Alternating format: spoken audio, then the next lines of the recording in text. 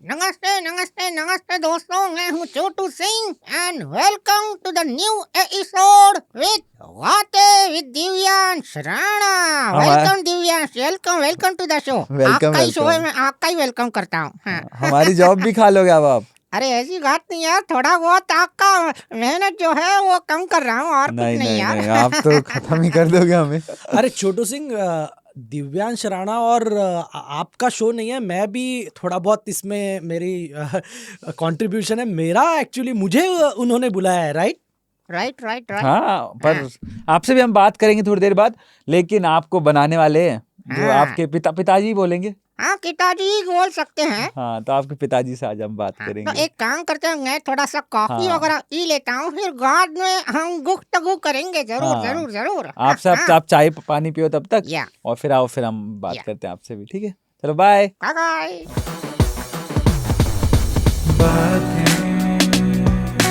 बहुत सारी, बहुत ज्यादा, बहुत प्यारी बातें। अच्छी बुरी मीठी तीखी बातें विद दिव्यांश राणा। हेलो नमस्ते, एक बार फिर से यू आर वॉचिंग बातें विद दिव्यांश राणा। आज जो हमारे गेस्ट हैं वो एक कमाल के वेंट्रीलॉक्विस्ट हैं, सत्यजीत रामदास पांडे नाम है उनका। कैसे हो सर आप? बस मज़े में Divyansh, thank you so much for calling me on your show. और हमने एक कॉलेज फेस्टिवल में हम साथ में मिले थे और बहुत ही अच्छा लगा आपको मिलकर। करेक्ट। तो मैं दर्शकों को बताना चाहता हूँ कि मैं सत्यजीत रामदास पांडे हूँ। मैं वेंट्रीलॉक्विस्ट हूँ, पपेटियर हूँ और पपेट मेकर हूँ। ये तीनों अलग चीज़ें हैं, क्योंकि लोग वेंट्रीलॉक्विस्ट और पपेटियर को इन कंजंक्शन यूज करते हैं। करेक्ट। लेकिन वेंट्रीलॉक्विस्ट अलग होता है, पपेटियर अलग होता है। तो इसके बारे में मैं बाद सर, में वेंट्रीलॉक्विस्ट से शुरू करते हैं कि लोगों को क्या है कि पपेट्री का लोगों को फिर भी थोड़ा बहुत आइडिया कि पपेट्री का आर्ट फॉर्म है, बट वेंट्रीलॉक्विस्ट एक प्रॉपर लोगों को डिटेलिंग में नहीं पता। करेक्ट। और आप उसके उस्ताद हो, यस। तो प्लीज आज उसके बारे में कुछ। तो वेंट्रीलॉक्विज्म, ये जो शब्द है वो लैटिन शब्द से बना है। वेंटर मीन्स स्टमक यानी पेट, एंड लोक्यू मीन्स टू स्पीक यानी बोलना। इसे हिंदी में शब्द ब्रह्म कहते हैं, या हम इसे पेट बोला भी क्यों कहते हैं, क्योंकि हम पेट के मसल्स को प्रेशर देकर वो आवाज़ आती है। और ऐसा हम illusion, ventriloquism is an art of producing your voice and creating an illusion that the voice is coming from some other place. हम ऐसा आभास लोगों को निर्माण करते हैं कि आवाज़ किसी दूसरी जगह से आ रही है। हमारी होठों की मूवमेंट होनी नहीं चाहिए, बिना होठ हिलाए बात करना इज वेंट्रीलॉक्विज्म। और सर, इसकी लेगेसी जो है, एक तो हिस्ट्री पे बात करते हैं पहले कि ये हिस्ट्री कहाँ से शुरू हुई थी इसकी, कि कुछ लोग होंगे जिन्होंने शुरू किया होगा, तो ये कैसे शुरू हुआ था? तो थोड़ा मैं बहुत पहले, यानी ये आर्ट के बारे में बताना चाहता हूँ कि ये जो आर्ट है वेंट्रीलॉक्विज्म या शब्द ब्रह्म की कला, वो बहुत ही पुरानी कला है। यानी हमारे अथर्व वेदा में भी इसका मेंशन किया हुआ है, महाभारत में भी ये आर्ट का मेंशन किया हुआ है। तो ये जो कला है वो एज ओल्ड आर्ट है, it's a very old art. लेकिन ये जो आर्ट है वो एज अ परफॉर्मेंस या मनोरंजन के तौर पे इसे यूज नहीं किया जाता था उस वक्त में। बहुत हजारों सालों पहले लोग इसे ब्लैक मैजिक के तौर पे यूज करते थे। जैसे आपको पता है, एक तोता रहता है और वो लोगों का फ्यूचर बताता है। करेक्ट। तो वो वेंट्रीलॉक्विज्म हुआ करता था उस जमाने में। या ऐसी खोपड़ी होती थी और वो खोपड़ी बात करती थी, तो लोगों को ऐसा लगता था कि वो एक कुछ जादू है या कुछ एक। करेक्ट। पर वो एक वेंट्रीलॉक्विज्म लोगों ने नेगेटिव, बहुत पहले लोगों ने नेगेटिव शुरू किया इसका। या हम हमारे पुराने आकाशवाणी हुआ करती थी, तो वो आकाशवाणी can be a form of ventriloquism. उसे वो डिस्टेंस वेंट्रीलॉक्विज्म एक फॉर्म है। यानी हेलो नमस्ते। तो वो एक मनोरंजन के तौर पे हमारे भारत देश में उसे नहीं प्रस्तुत किया जाता था। लेकिन पहली बार अमेरिका में 1700 या 1800 दशक यानी 17 या 18 सेंचुरी में फर्स्ट टाइम इस आर्ट को मनोरंजन के तौर पे इस्तेमाल किया। तो इसीलिए लोगों को लगता है कि ये आर्ट फॉर्म विदेश का है, अमेरिका का है, लेकिन इसका जो उगम है, जो ओरिजिन है वो इंडिया में ही हुआ है। और मुझे कहने में बहुत अच्छा लगता है कि मेरे दादाजी प्रोफेसर YK पाध्ये, यशवंत केशव पाध्ये जी ने ये आर्ट 1916 और 17 के बीच में इंडिया में शुरू की। और आपका 100 इयर्स का लेगेसी है, 105 इयर्स का लेगेसी है। वो मेरे जो दादाजी थे वो एक मैजिशियन थे और he was a contemporary of PC सरकार एंड केलाल, जो हमारे लेजेंडरी मैजिशियंस हैं। तो वो मैजिक के शोज किया करते थे। और फर्स्ट वर्ल्ड वॉर के टाइम एक इंग्लैंड का एक सोल्जर आया था यहाँ पे, और वो एक वेंट्रिलोक्विज्म एक्ट पेश कर रहा था और उनके पास एक पपेट था। तो मेरे दादाजी ने उस वक्त वो देखा और उन्होंने सोचा कि ये आर्ट फॉर्म बहुत अच्छा है यार, it is close to magic, तो मुझे ये सीखना चाहिए। तो उस वक्त उन्होंने इंग्लैंड से कुछ किताबें मंगवाई और एक वुडन मास्क उन्होंने क्रिएट किया और उससे वो बात करने लगे। तो वो मास्क को उन्होंने अर्धवट राव करके नाम दिया, या गप्पी दास वो हिंदी में किया। वो अंग्रेजी, मराठी और हिंदी में तीनों भाषाओं में शोज किया करते थे। तो उन्होंने वो मास्क को अंग्रेजी में मिस्टर क्रेजी बुलाया, हिंदी में उसे गप्पी दास बुलाया और मराठी में इसे अर्धवट राव बुलाया। और फिर वो कैरेक्टर अर्धवट राव करके जो है वो उन्होंने फेमस किया। जो अर्धवट राव जो कैरेक्टर है वो बरसों से बाद में मेरे पिताजी रामदास पाध्ये जी ने दूरदर्शन पे काफ़ी सारे शोज वो कैरेक्टर के साथ किए। उसका जो ओरिजिन है वो मेरे दादाजी ने किया। और फिर उन्होंने वो कैरेक्टर इंग्लैंड से मंगवाया और फिर उसका प्रॉपर वो शोज करने लगे। और उस वक्त आपको ताज्जुब होगा कि उस वक्त एंटरटेनमेंट इंडस्ट्री जो थी वो ऐसे बिल्कुल ही नहीं थी, यानी उस वक्त तो टेलीविजन भी नहीं था। करेक्ट। तो वो मेरे दादाजी शो एक ऑनररी बेसिस पे किया करते थे और उनकी जो सोच है वो पुरानी सोच है। आजकल के ऑडियंस को वो हम सोच भी नहीं सकते थे। वो बातें करते थे कि मैं शो, और उस वक्त गणपति और नवरात्रि में सिर्फ शोज हुआ करते थे। करेक्ट। तो वो शोज किया करते थे और वो बात करते थे कि मुझे शो में बुलाओ पर मुझे पैसे मत दो, I don't want to sell my art. उस वक्त की वो सोच थी। कितनी प्यारी बात है और सही भी थी उस वक्त में। हाँ। तो उस वक्त उन्होंने वो आर्ट शुरू की और फ्रॉम 1967 मेरे वो गुजर गए। 1967 में मेरे पिताजी करीबन 17-18 साल के थे उस वक्त। तो उन्होंने ये आर्ट उनसे सीखी और फिर उन्होंने 1967 से आज तक मेरे पिताजी यानी रामदास पाध्ये जी 55 साल से ये आर्ट करते आ रहे हैं। और एक बहुत फेमस कैरेक्टर है जो मुझे लगता है सब ने देखा है, तात्या बिच्छू। बहुत कम लोगों को पता है कि उसके पीछे जो बनाने वाला परिवार है वो आपका है। तो तात्या बिच्छू का जो किस्सा है वो आज आप ऑडियंस को बताओ। ज़रूर।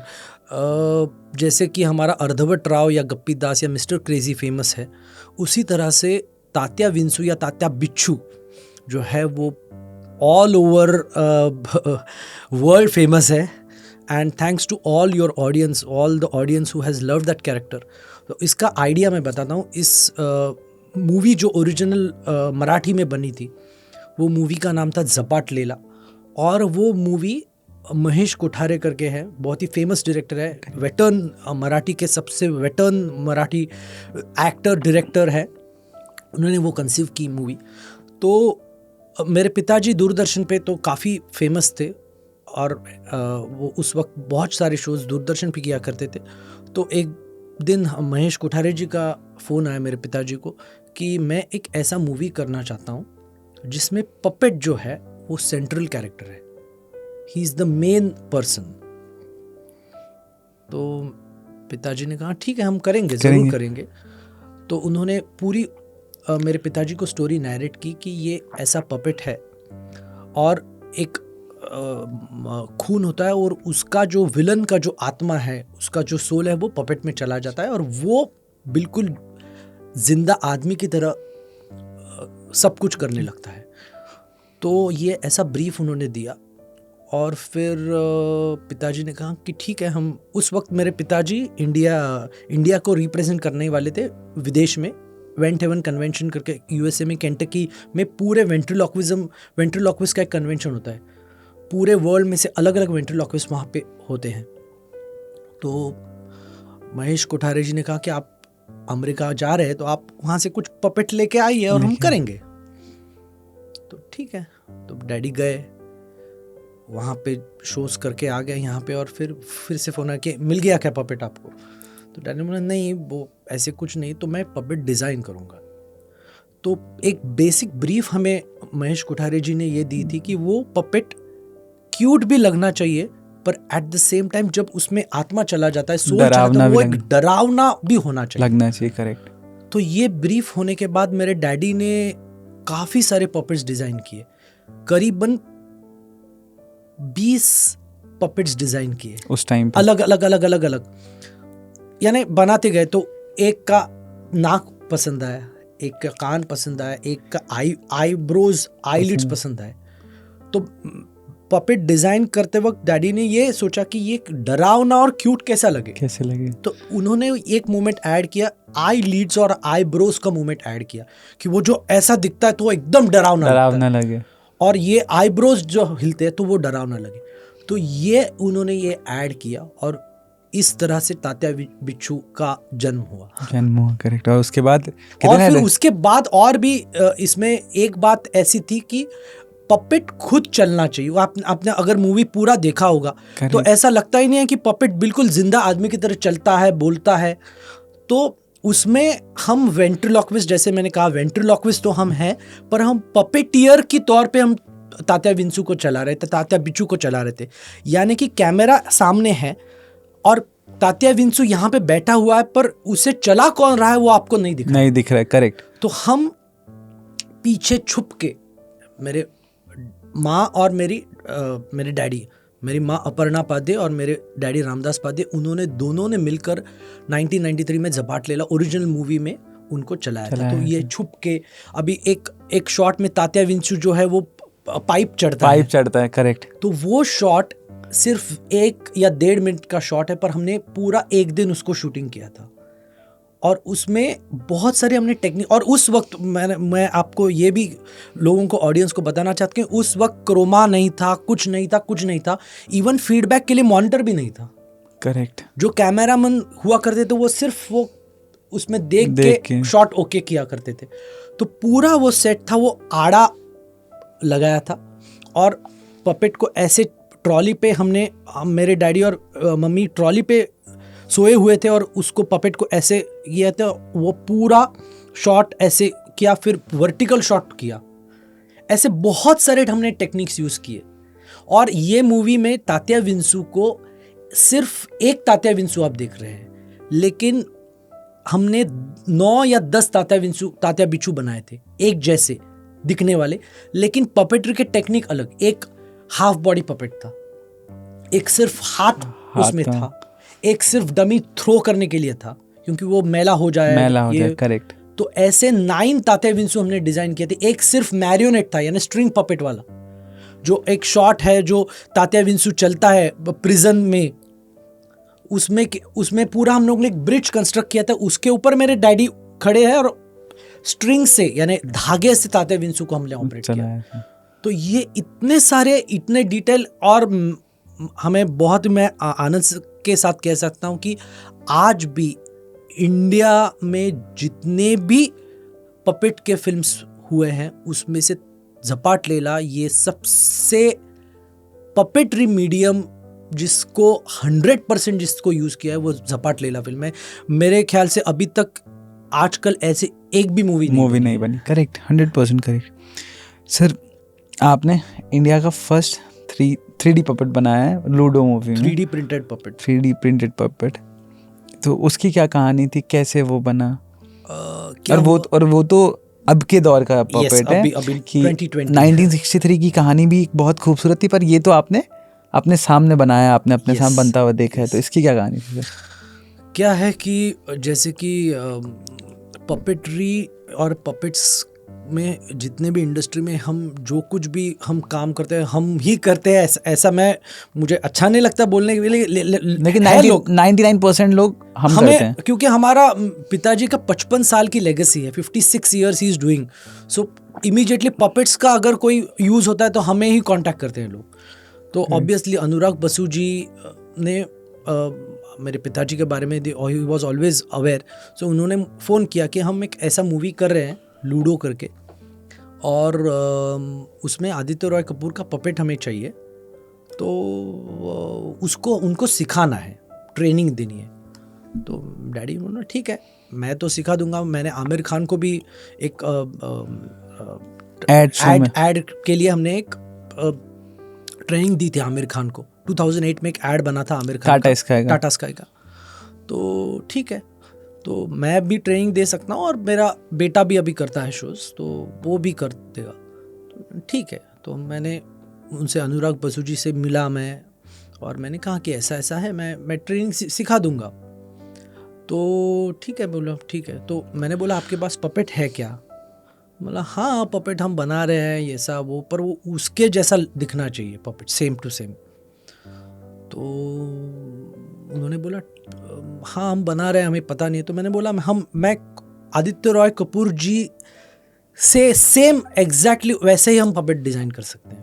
बोला कैसे? उन्होंने बोला अभी मैं, क्योंकि मैं काफ़ी सारे, हम जैसे मैंने कहा मैं वेंट्रिलोक्विस्ट हूँ, पपेटियर और पपेट मेकर भी हूँ, हम पपेट डिज़ाइन भी करते हैं। हमारे पास करीबन 2000 पपेट्स हैं। तो पपेट डिज़ाइनिंग एक फुल फ्लेज जॉब है, अलग सा जॉब है, इट्स अ क्राफ्ट। तो मैंने बोला कि मैंने 3D प्रिंटिंग और 3D स्कैनिंग की टेक्नोलॉजी यूज़ करके हम आदित्य रॉय कपूर जैसा same to same puppet design कर सकते हैं। तो मैंने इंडिया का ऐसा फर्स्ट सेलिब्रिटी पपेट डिज़ाइन किया, 3D प्रिंटिंग और 3D स्कैनिंग। और आदित्य रॉय कपूर जी के घर पे गया मैंने उनको 3D स्कैन किया, उसका एक 3D प्रिंटेड मोल्ड निकाला, और फिर वहाँ से कास्टिंग करके उनके जैसा सेम दिखने वाला पपेट। क्योंकि हम जब पपेट डिज़ाइन ट्रेडिशनली जो पपेट हम ट्रेडिशनली पहले भी हमने सेलिब्रिटी पपेट्स काफ़ी डिज़ाइन किए हैं। जूम का एक शो आया था बहुत पहले, जब जूम चैनल लॉन्च हुआ था 2008 में शायद, तो जूसी पम्मी करके हमने एक शो किया था। उसमें एक गॉसिप, एक जूसी पम्मी करके एक एंकर है, और वो गॉसिप शो था। अमिताभ बच्चन का पपेट हमने डिज़ाइन किया, शाहरुख खान का पपेट, संजय दत्त का पपेट डिज़ाइन किया था। तो उस वक्त हम पपेट क्ले वर्क से डिज़ाइन करते थे।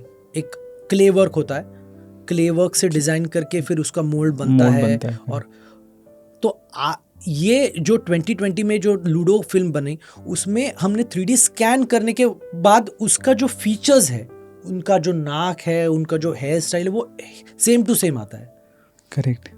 तो हाँ, डिट्टो लगते हैं, एक डिट्टो लगते हैं। तो वो एक बहुत ही बड़ा चैलेंज था, और मैं फर्स्ट टाइम ये टेक्नोलॉजी यूज करने वाला था। मुझे पता नहीं था होगा कि नहीं होगा, लेकिन I took the risk and I think it was great blockbuster. और उसके साथ साथ मैंने आदित्य रॉय कपूर जी को ट्रेन भी किया उस रोल के लिए। करेक्ट। हाँ, आपकी कुछ फोटोज भी देखी मैंने। तो मैंने उनको ये आर्ट, वेंट्रिलोक्विज्म, ये आर्ट सिखाया एक्चुअली, क्योंकि वो एक जो लूडो फिल्म में एक क्लब में वो शो करते हैं, ऐसा उनका एक 5 मिनट का एक्ट था। उसके लिए मैंने वो रोल को मैंने उनको 15 से 20 दिन का ट्रेनिंग दिया।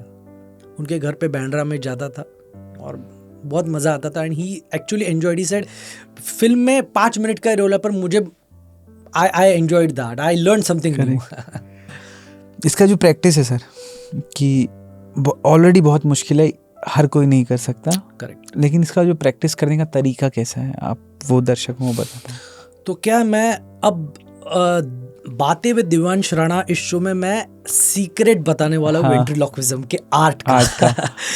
तो जैसे मैंने कहा, वेंट्रिलोक्विज्म बिना होठ हिलाए बात करना, इसे वेंट्रिलोक्विज्म कहते हैं। और जैसे क्लासिकल म्यूजिक होता है जिसको सालों लगते हैं रियाज करने, उसी तरह से ये वेंट्रिलोक्विज्म या ये जो शब्द भ्रम की कला है, उसे सालों लगते हैं प्रोफेशनली तौर पे आपको शोज करने के लिए। आप आवाज़ भले ही 2-3 महीने में आप निकाल सकते हैं, लेकिन प्रोफेशनली करने के लिए टाइम लगेगा। करेक्ट। डिपेंड्स। तो इसके 5 स्टेप्स है, 5 स्टेप्स है मैं बताने वाला हूँ। फर्स्ट स्टेप है इसे कंट्रोल ब्रीदिंग या सांस का नियंत्रण। जैसे मैं जैसे पपेट का आवाज जब निकालता हूं तो मैं पहले सांस अंदर लेता हूं, जैसे कि, और बिना अपनी कंधा हिलाए, ऐसा नहीं, आपका आवाज भी नहीं आना चाहिए और आपका ये जो पेट है वो फूल जाना चाहिए। आपको सांस रोक के रखनी है थोड़ी देर,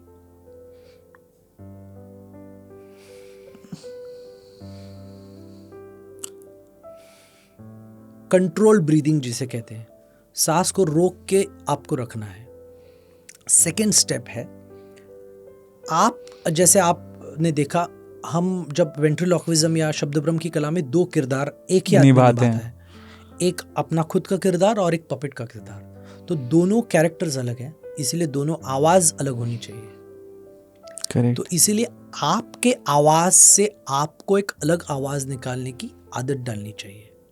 तो वो आप आवाज कैसे निकालोगे, कैसे ढूंढोगे, और वो आपको कंफर्टेबली निकालनी होती है। तो इसे कॉन्ट्रास्ट वॉइस कहते हैं या वेंट्रिलोक्वियल वॉइस कहते हैं। तो सेकंड स्टेप है आपकी आवाज से आपको अलग आवाज निकालनी, तो वो आपको आवाज ढूंढनी है। तो आप वो कैसे ढूंढोगे? अगर मेरा आवाज है हेलो, नमस्ते, हेलो, सा, हेलो, रे, ग, हेलो, सा, ग, सा, ग, हेलो, हेलो हेलो। हेलो। तो ये जो आवाज है मेरी दो पिच ऊपर है, कि पूरा रियाज है इसमें अपने आप में। इसमें एक रियाज है। तो ये दो स्टेप ऊपर आपको, तो आपको एक कॉन्ट्रास्ट मिलेगा। और आपकी आवाज अगर ऊपर है तो वो आपको ढूंढनी है। करेक्ट। अगर आपकी हेलो, नमस्ते, हेलो, तो आपको बेस आवाज निकाल सकते हैं। तो ये सेकंड स्टेप है। तो सेकंड स्टेप होने के बाद आपको ये आवाज याद रखनी है। ये बहुत जरूरी है, क्योंकि आप जब बात करते हैं तो फट से आवाज आपको चेंज करनी होती है, और वो तो चेहरे पे भी नहीं दिखना चाहिए, चेहरे पे भी दिखना नहीं चाहिए। तो इसीलिए आपको एक, इसे कहते हैं वेंट्रिलोक्विस माउथ पोजीशन, यानी जो आपका जो अपर टीथ है वो लोअर लिप के ऊपर सॉफ्टली टच करना है।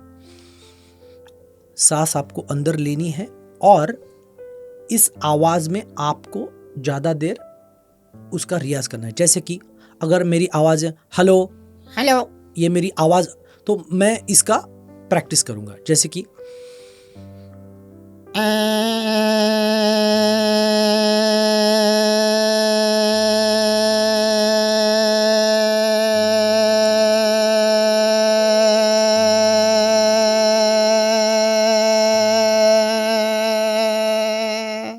क्या बात है सर। तो ये आपको याद आ गई। तो फोर्थ स्टेप है, फोर्थ स्टेप, जैसे कि आपने देखा मेरा और छोटू सिंह का जब कॉन्वर्सेशन होता है तो एक लाइन मेरी होती है, एक छोटू सिंह की होती है। तो आपको आवाज बिना याद रख के आपको स्विच करना होता है, कैरेक्टर स्विच हो जाता है, कैरेक्टर स्विच हो जाता है। तो इसी आवाज में आपको छोटे छोटे शब्द बोलने की रियाज करना होता है। जैसे कि हेलो, नमस्ते, नमस्ते, गाते दिया शराना, हा हा, या।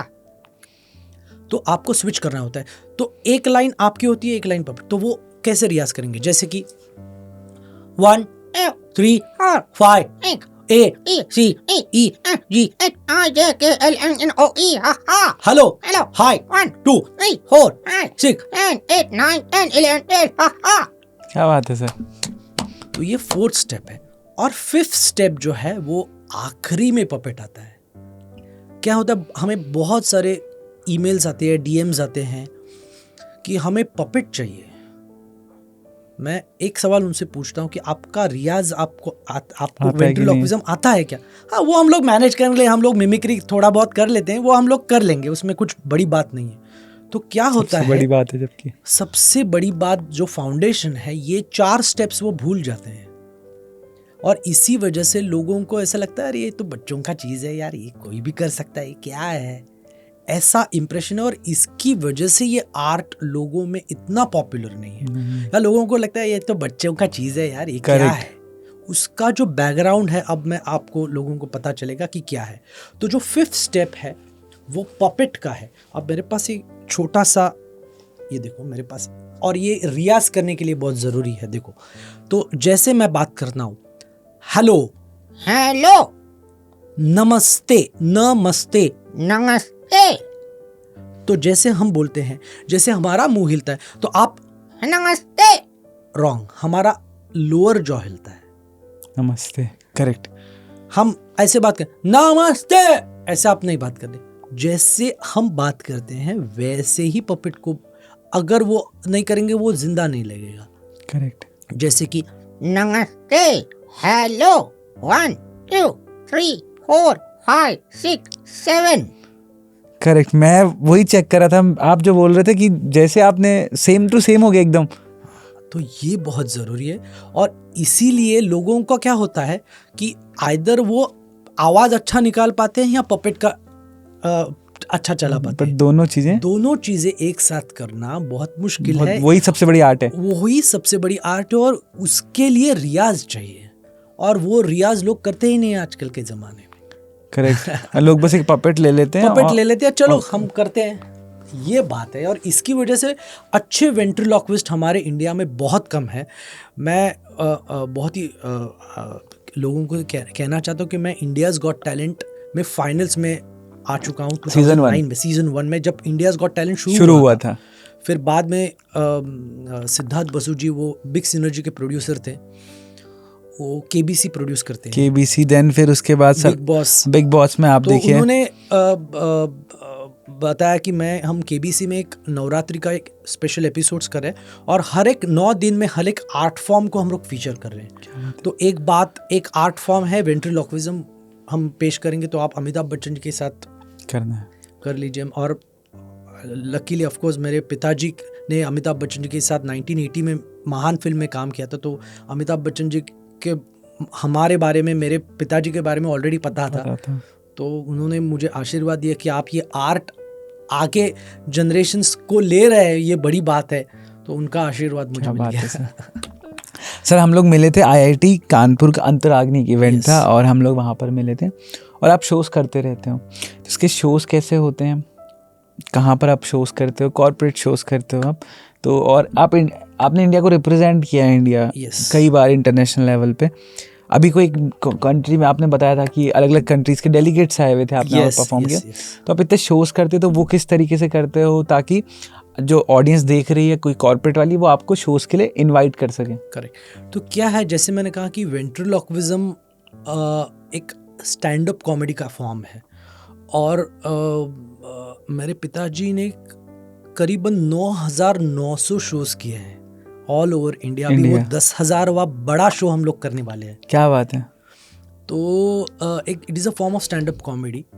और फिर मैंने as a form of stand up comedy मैंने इवेंट्स के लिए काफ़ी, ऑफ कोर्स मैं टेलीविज़न शोज़ तो मैंने किए ही हैं, लेकिन इवेंट्स में मैंने ventriloquism as a form of stand up comedy मैंने यूज़ किया है। कॉर्पोरेट इवेंट्स में, wedding shows, social events, birthday parties, अलग अलग तरह के मैं इवेंट्स करता हूँ। और हाल ही में एक IFAC काउंसिल करके, बाय द वे मैं खुद एक चार्टर्ड अकाउंटेंट एजुकेशन लेकिन मैं प्रैक्टिस नहीं करता, मैं फुल टाइम वेंट्रिलोक्विस्ट हूँ, पपेटियर और पपेट मेकर हूँ। तो IFAC काउंसिल करके हुआ था, इंटरनेशनल फेडरेशन ऑफ अकाउंटेंट्स, हाल ही में जस्ट एक साल पहले, वर्ल्ड कांग्रेस ऑफ अकाउंटेंट्स। तो institute of chartered accountants of India ने ये किया था, और ये वर्ल्ड डेलीगेशन था। अराउंड 100 अकाउंटेंट्स आए थे all over world, different countries से, 100 डेलीगेट्स फ्रॉम डिफरेंट 100 कंट्रीज। तो उनके लिए मैंने ये वेंट्रिलोक्विस्ट का एक्ट प्रेजेंट किया, पूरा अंग्रेजी में मैंने प्रेजेंट किया as a form of stand up comedy in a corporate event. तो उनको वो बहुत पसंद आया। तो इस तरह से मैं कॉर्पोरेट इवेंट्स काफ़ी सारे करता हूँ। मैं वेडिंग शोज़ काफ़ी करता हूँ, मैंने वेडिंग शोज़ एंकर भी किए हैं। तो मैंने एक वेडिंग शो में, मुझे याद है, मैंने ब्राइड और ग्रूम जैसे दिखने वाले पपेट्स डिज़ाइन किए थे। क्या बात है। और उनका पूरा जो लाइफ का स्टोरी था वो मैंने पपेट के ज़रिए मैंने उनको बताया था। तो ये जो मोल्ड करना होता है आपका आर्ट फॉर्म, ये बहुत ज़रूरी है। बस लोग सिर्फ एक पपेट लेके बरसों करते हैं, ऐसे नहीं होता। आपको हम पपेट डिज़ाइन भी करते हैं। वो हमारा एडवांटेज है। एडवांटेज है, correct। तो ये कस्टमाइजेशन बहुत ज़रूरी है। अगर आपको ये लॉन्ग टर्म चलता है, और ये आर्ट को अगर आपको सरवाइव करना है ये आर्ट में, क्योंकि ये बहुत नीश आर्ट है हमारे देश में। Singing, dancing, music, Bollywood, cricket, ये 5 अगर आपको है तो आपका हो सकता है। लेकिन अगर आप कुछ ऑफबीट आर्ट कर रहे हैं, और इंडिया में थोड़ा क्राफ्ट का मतलब लोगों क्राफ्ट एक्चुअल जो क्राफ्ट है वो थोड़ा से लोग उससे दूर हैं, आज दूर है, तो इसीलिए हमने ये आर्ट फॉर्म को मोल्ड किया है टेलीविजन के माध्यम में, इवेंट्स के माध्यम में, एड फिल्म्स के माध्यम में। हमने एड फिल्म्स भी काफ़ी सारे, बहुत सारे ब्रांड्स के लिए हमने एड फिल्म्स किए हैं, टाटा स्काई हो, पिज़्ज़ा हट हो, अलग अलग ब्रांड्स के लिए। तो उस वक्त मैं पपेटियर होता हूँ, कठपुतली कलाकार होता हूँ। उस वक्त मैं दिखता नहीं हूँ, सिर्फ पपेट्स दिखते हैं। तो हम वो पपेट्स डिज़ाइन भी करते हैं और उसे चलाते भी हैं। तो इस तरह से हमारा पूरा 360 डिग्री ये आर्ट फॉर्म को हमने मोल्ड किया। इसीलिए आज 56 ईयर्स मेरे पिताजी कर रहे हैं, इसीलिए 56 years we are still surviving. That is the most important part. लोग इस आर्ट फॉर्म को मोल्ड नहीं करते, इसीलिए लोग बस एक पपेट लेके बात करते हैं। सर पहले तो एक सलाम है आपकी कि इस बात के लिए कि बहुत कम लोग हैं जो एक ऐसा आर्ट फॉर्म जो ज़्यादा फेमस नहीं है और वो अपने आप ने कंटिन्यू किया, अपने पिताजी अपने दादी जो लेगेसी है उसको कंटिन्यू किया आपने। बहुत हिम्मत चाहिए होती है सर, और मुझे लगता है ऐसे लोगों ने ज़िंदगी में बहुत कुछ सीखा है ज़िंदगी में। तो मैं अक्सर लोगों से एक सवाल पूछता हूँ, हमारे जो भी गेस्ट आते हैं, वो तो हमारा लाइफ लेसन, कि आपने इतने सालों में इतना कुछ सीखा है, इतना कुछ नई नई जगह घूमे हो, तो आपका एक ऐसा लाइफ लेसन जो आप अपनी ऑडियंस को देना चाहते हो कि लाइफ में आप जो भी काम करो पर ये लाइफ लेसन संभाल के रखना, ये आपको बहुत कम काम आएगा।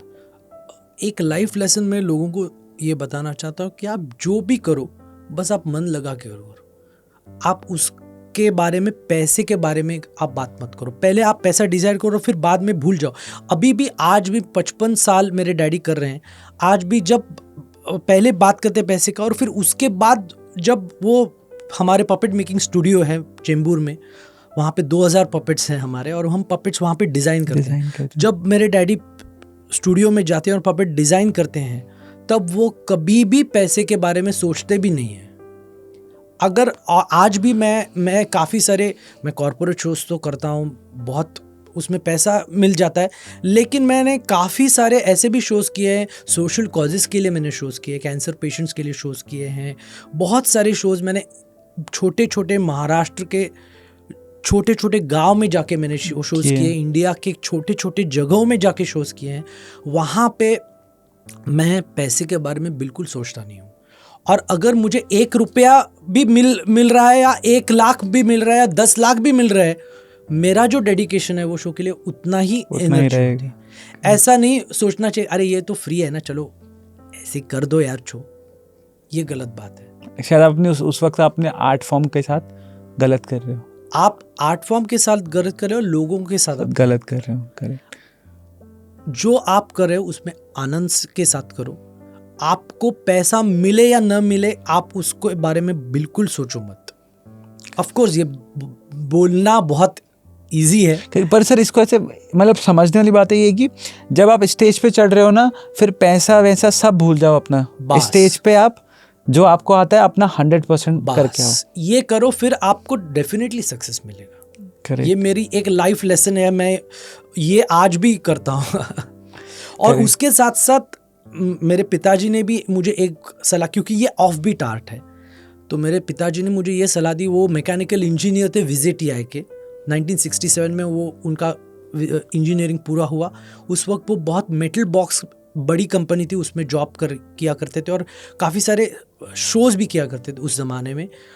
तो उन्होंने मुझे ये सलाह दी कि पहले आप आपका एजुकेशन पूरा करो, और फिर बाद में आपको क्या करना है। मुझे बिल्कुल पिताजी ने फोर्स नहीं किया कि आपको ये art form as a profession लेना है नहीं लेना है। ये मैं बचपन से उनके शोज़ देखा करता था, मैं जाया करता था उनके शोज़, विंग्स में देखा करता था उनको। और तो पिताजी ने ऐसे मुझे कभी फोर्स नहीं किया कि आप ये art form as a profession ले लो, आप डिसाइड करो आपको लेना है नहीं लेना है, लेकिन आप आपका एजुकेशन पूरा करो, क्योंकि ये अगर आर्ट फॉर्म को आपको एज अ प्रोफेशन लेना होगा तो ये बहुत मुश्किल है, it's different off beat art. तो मैंने मेरा चार्टर्ड अकाउंटेंसी कंप्लीट किया और फिर बाद में एज अ प्रोफेशन मैंने ये लिया, लेकिन मैंने उसके साथ साथ मैं जब पढ़ाई करता था तो मैं काफ़ी सारे छोटे छोटे शोज मैं अपना रियाज कर ही रहा था बस। और ये भी एक लाइफ लेसन मैं लोगों को ये बताना चाहता हूँ कि मैंने मैंने अभी मेरे पास मेरे करीबन 3000 या 3500 से ज़्यादा शोज हो गए हैं। मैं 25 साल का मेरा करियर है। 25 साल सब शोज कर रहे हो? यस। क्या बात है सर। तो मैंने काफ़ी सारे छोटे शोज मैंने किए हैं, काफ़ी सारे। इंडियाज़ गॉट टैलेंट तो बहुत बाद में आ गया है, 2009 में इंडियाज़ गॉट, लेकिन उससे पहले 10-15 साल मैंने काफ़ी सारे छोटे शोज किए और ये शोज करना बहुत ज़रूरी है। हाँ, आप किसी भी आर्ट फॉर्म में, आप किसी भी लाइव स्टेज पे हो तो आपको ये करना ही पड़ेगा, छोटे शोज से ही आगे आना पड़ेगा और उससे आप सीखते हैं। करेक्ट। तो जब मैं इंडियाज़ गॉट टैलेंट में मैंने परफॉर्म किया तो लोगों को लगा ये बिल्कुल ये प्रोफेशनल है। तो ये जो छोटे शोज मैंने जो किए थे वहां से बने। करेक्ट। तो चिट चैट पिच में आपका स्वागत है। आज जो हमारे गेस्ट हैं वो सच में बहुत ज्यादा स्पेशल हैं। छोटू सिंह नाम है उनका। कैसे छोटू सिंह? एकदम मजे में गाते ही दिव्यांश राणा में आपका स्वागत है। और ये डेयर वगैरह करने वाले हैं, देखिए क्या करते हैं। हाँ, तो पहले हम टॉस करेंगे, तो जो टॉस जीतेगा छोटू सिंह तो उसको मौका मिलेगा, ये जो बॉल है उसको प्लास्टिक कप में डालने का, और जो प्लास्टिक कप में बॉल डालेगा उसको मौका मिलेगा फिर ये चिट्स उठाने का, और जो चिट्स उठाएगा तो वो चिट उठाने के बाद उसको डेयर करने पड़ेंगे। ठीक है? ओके, तो टॉस करते हैं। हेड और टेल बोलना है आपको, ठीक है? हाँ। हेड। फिर आप जीत गए। अरे वाह। चलो आपको बॉल मिलेगा, अभी आपके पिताजी करेंगे, ठीक है? जिम्मेदारी संभालेंगे। बॉल डालो। हाँ, of course. 1, 2 and 3, go ahead. Reverse walk backward everywhere you go for the next 5 minutes. चलो उल्टा चलो। वाह। तो छोटू सिंह हमें परेशान करे तो अब मैं ऐसी गेम खेलेंगे, तो अब मेरा टर्न करने का, पर मैं 5 मिनट तक उल्टा ही चलता रहूंगा, मतलब अरे वाह करे। हाँ, 1 2 3, 1 2 and 3. छोटू सिंह तो हमें उल्टा घुमा रहे हैं तब अरे भाई, उल्टा घुमाने की तो मजा है यार। चलो छोटू सिंह को करने के लिए चलो आपको imitate your opponent with your puppet with for 2 minutes. बातें विद दिव्यांश राणा में आपका स्वागत है। नमस्ते। ठीक किया? क्या बात है। आप कैसे करते हैं बताओ, और मैं उसी तरह से एक्टिंग करूंगा। आप शायरी बोलो मेरी एक, ठीक है? हाँ। कि होते होंगे औरों के दोस्त, अपने कुछ भाई हुआ करते थे, मरते होंगे लोग लड़कियों पर, लेकिन हम भाईचारे के लिए मरते थे। लेकिन हम तो भाईचारे के लिए। अरे क्या बात है, बिल्कुल ही लगे।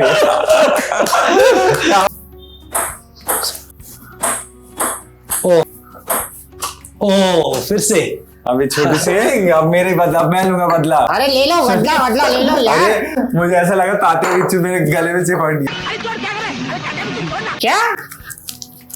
तो अभी देखते हैं क्या दे रहा है। Create and perform a hilarious fake commercial for an imaginary product, put that on your Instagram story. आपको स्टेज अनाउंस करूंगा प्रॉपर। ओके। तो दोस्तों, आज है हमारे साथ छोटू सिंह और उनके पिताजी सत्यजीत रामदास पाद्या। तो please give it up for Satyajit sir and thank you. तो नमस्ते दोस्तों, मैं हूं सत्यजीत रामदास पाद्या और मैं हूं छोटू सिंह। तो मेहरबान कदरदान सलमान खान और शाहरुख खान सही का स्वागत है। और मैं बोलने वाला हूँ। क्या बोलने वाले हो? आपके जैकेट के बारे में। जैकेट के बारे में? हाँ, ये दोस्तों, ये ऐसा जैकेट है जो आपको ठंडी में और गर्मी में यूज कर सकते हैं। क्या? यानी ठंडी में गर्मी लगेगी और गर्मी में ठंडी लगेगी।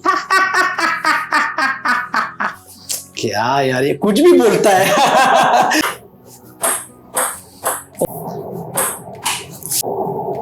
बहुत ध्यान से देखा जा रहा है क्या छोटू सिंह? हाँ, ध्यान से भाई। क्या? Say yes to everything for next 5 minutes। आप जो भी बोलोगे मैं हर चीज के लिए yes बोलूंगा। ओह, हाँ, एक चीज आ जाओ। हाँ सर। ठीक है भाजी। दिव्यांश जी, हाँ जी सर। मेरे पॉकेट जैसा आप गात करो। मैं एक काम करता हूँ, ये आपको ऑपरेट करेगा और आपको एक जैसा गात करो। Okay okay. आ जाओ। हाँ, हाँ जब मैं ऐसा करूंगा तो आपका मुंह आपको हिलाना है ऐसे। हाँ ओके। हाँ। जब देखो हम प्रैक्टिस करेंगे। हाँ। आपको बोलना नहीं है, मैं बात करूंगा। ओके तो दोस्तों, मैं हूँ छोटू सिंह और मेरे साथ है मेरा दोस्त दिव्यांश।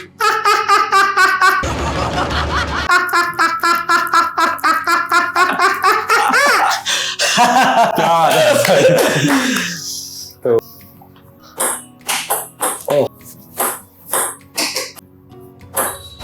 के लिए बताता हूँ। All your close friend. अच्छा हाँ, तो आपको क्या करना है इस डेयर में? आपको अपने दोस्त को कॉल करना है और उसको तात्या बिच्चू की आवाज में बात करनी है उसके साथ। ओ, हेलो आर्यन। मैं तात्या विंसु। ओम फट स्वाहा। एम भगवगे भगनी भागोदरी आत्मा से योनि। ओम फट स्वाहा। माझा आत्मा तुझा आत्मा बाहेर। क्या? मूड से बाहर आ गए क्या? करुण टाकिंग तुझा। ओम फट स्वाहा। क्या? अरे आपने मराठी बोली ना, प्लीज करून टाका जे करायचं. करून टाका जे करायचंय. येतो तुझ्या रात्री आणि करून टाकतो तुझा ओम फट स्वाहा. खत्म करते हैं गेम को अब। पहले तो बहुत बहुत शुक्रिया, आपने मुझे अपना कीमती टाइम दिया और आप हमारे पास आए। Thank you आज so हमें much. बहुत कुछ सीखने को मिला। ये जो कला है जिसको हम लोग वेंट्रिलोक्विज्म कहते हैं और हिंदी में शब्द भ्रम कहते हैं। पपेट्री आम भाषा में आप लोग कहते हैं कई बार कि पपेट्री शोज, या हिंदी में इसे बोलते गुड्डे भी कहते हैं। बोलते गुड्डे। मराठी में मेरे पिताजी ने बोलक्या बाहुल्या ये शब्द किया था क्योंकि शब्द भ्रम या वेंट्रिलोक्विज्म थोड़ा सा मुश्किल था, और हिंदी में बोलते गुड्डे वो बोलते थे। तो बोलते गुड्डे जो एक कला है, तो आज हम लोगों को पता लगा इस कला के बारे में थोड़ा बहुत, ठीक है। और बाकी आपको कुछ भी ज्यादा जानना हो तो प्लीज आप सत्यजीत, हमारे भाई सत्यजीत है, उनका इंस्टाग्राम हैंडल आ रहा है, उनको फॉलो कर दीजिए। साथ में यहाँ पे दिव्यांश का इंस्टाग्राम भी आ रहा है और B Live Studio please subscribe कीजिएगा।